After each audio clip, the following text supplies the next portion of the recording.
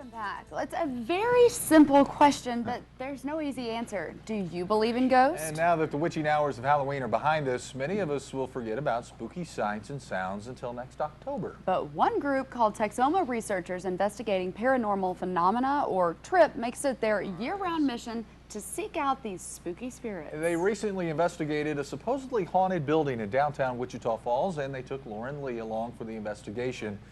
She's got more in tonight's Target 3, Soma Ghosts. Is there anybody out there? As darkness falls on downtown Wichita Falls, the TRIPP team members gear up to investigate this building at 615 Ohio. It's been the site of strange sightings for years. Is there anybody out there? We'll just hear noises. We always say that it's Bud because he was the outlaw that was killed in the building, but it's kind of a joke, you know, that it's Bud the ghost. Is there anybody out there? This particular one is a follow-up. We've been here before, so we do know that there's activity going on here. So what we do is once we come into a place and we do have activity, we like to come back and try to set up in pretty much the same areas we got the activity to see if that can be recreated. They wait until night falls when they say the spirits are most active. They explore the entire building through the night, looking for things that may be somewhere in the dark. They say finding a presence is an experience that's hard to describe. For me, it kind of feels like, you know, the hair on my arms will stand up like an electric current. You know, there's just, it's charged. You feel the charge in the air. Sometimes you smell a smell like cigar smoke or perfume. Until you're actually there and you experience it, it's hard to grasp that, and it's just really hard to explain. They've been here before, and they're hoping to find more things on this night. It was just like a black shadow that just kind of went past the door, and you couldn't say it was a figure because there was really no shape to it.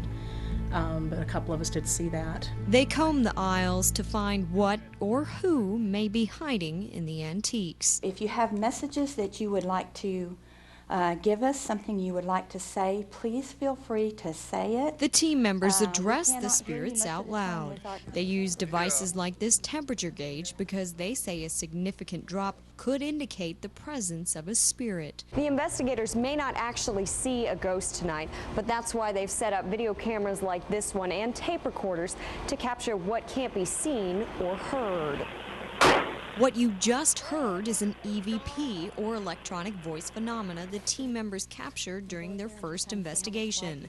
They say there's no explanation for that loud bang you hear on the tape. A lot of the evidence that we get, we don't actually see it and we don't hear it with our ears. The recorder upstairs is near the site of where an attempted burglar died, but it's in the garage where they believe they feel the spirit of a young boy. Yeah, we all want to, you know, see the apparition and all that, you know, that would be really cool, but I try not to come in with expectations.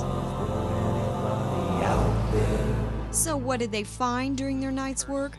These are pictures taken during the investigation. They called those small circles orbs, which they say could indicate spirit activity. But are there ghosts among us? As Edgar Allan Poe once said, the boundaries that divide life and death are shadowy and vague, and who shall say where one ends and the other begins? Lauren Lee, KFDX 3 News. So now the story goes that 2 people died in that building. Ex-Texas Ranger J.W. McCormick shot Bud Ballou in the old Domino parlor more than 80 years ago. And years later, a thief was trying to break into the building through a turbine on the roof. He got stuck and was found dead the very next day. Wow. Well, coming up in